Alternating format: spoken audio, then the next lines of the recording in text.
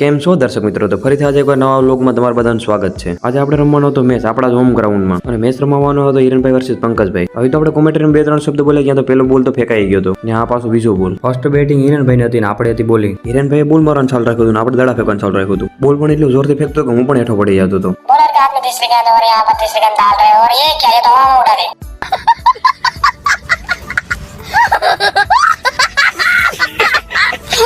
આપણે પહેલા કદાચ બોલિંગ ફેંકતા ને આપણે બોલ ઓછો ફેંકી ગયો હતો, ફગી ગયો હતો બોલ. हिरन तो बॉल अट्टर था, हिरन पास बैट मारता था बॉल में. यहाँ पर स्ट्राइक पे है हमारे हिरन भाई और बैट को इतनी जोर से नीचे पटक गया तो भूकंप आ जाएगा, तो बॉल के दो टुकड़े हो जाएंगे. बॉल को जोर से मारने की कोशिश तो यहाँ पर ये क्या, ये तो यहाँ पर पाने ने रोक लिया.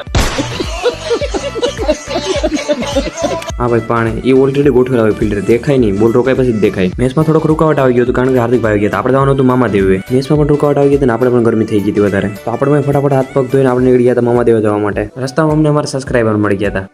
भाई साहब कुछ ज्यादा नहीं हो गया ये? मतलब कुछ भी. રસ્તામાંથી એક ભાઈ મામાદેવે આવવાના તો અમે એની રાહ જોતા, તો અમારી પાછળ સબસ્ક્રાઇબર આવી ગયા હતા.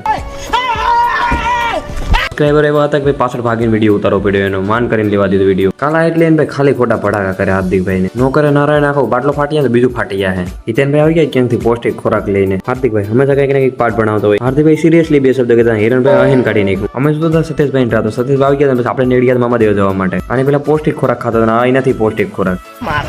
લા કાઈ ન મારે હાલ ભાઈ પંકજ ફોન કરી દેને બાપા. ફોન તો કરો ને બાપાને. હાલ બેય હિતેનભાઈ અને પપ્પા બીતાભાઈ મારે છે મારા પપ્પા બેહાડી દીધા ધરાર તો પણ.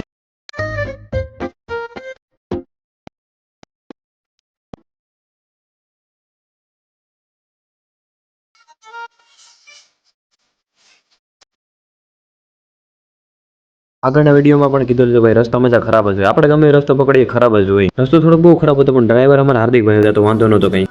કેમ હાર્દિકભાઈ ડ્રાઇવિંગ કરતા એટલે આપણે પાછળ પણ બ્લોગ શૂટ કરી શકતા હતા. બાકી આવો રસ્તો ખરાબ ને પાછળ બ્લોગ શૂટ કરવો બહુ કઠિન ગઈ, તો પણ આપણે કરતા હતા પાછળથી શૂટ. હાર્દિકભાઈ ડ્રાઈવર હતા એટલે કંઈ વાંધો ન આવે. અમારા રસ્તા ઉપર હાર્દિકભાઈ સેફલી ડ્રાઇવિંગ કરીને આપણે પોતાડી દીધા હતા મામાદેવે ડાયરેક્ટ. હાર્દિકભાઈ માટે બે તાળી સેફ ડ્રાઇવિંગ કરીને પોતાડવા માટે. થોડી વાર માટે આપણે ગાડી રીપરવાનું સિનેમેટિક શોટ લઈ લીધું. આ છે મિત્રો આપણે મામાદેવનું મંદિર જે આવેલું છે ગડુ નદીના કાંઠે. અને આ મિત્રો બીજું કે આનું બહુ હાસ છે, તો અમે આને સૌથી પહેલા આને આગળ રાખીને કામ કરીએ છીએ કોઈ પણ. અને એવું પણ ક્યારે નથી બન્યું કે આને યાદ કરવાનું કામ ના થયું હોય આપણું.